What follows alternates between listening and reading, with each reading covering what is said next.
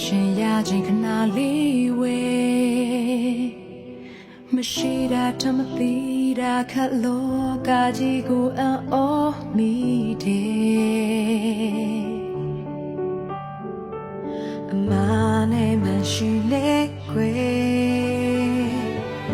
နှုတ်ကပတ်တရားသာဖန်ဆင်းတယ်နာမ်လေတဲ့ဘဝဖြေလေလောကသားအတွက်သူပေးခဲ့တယ်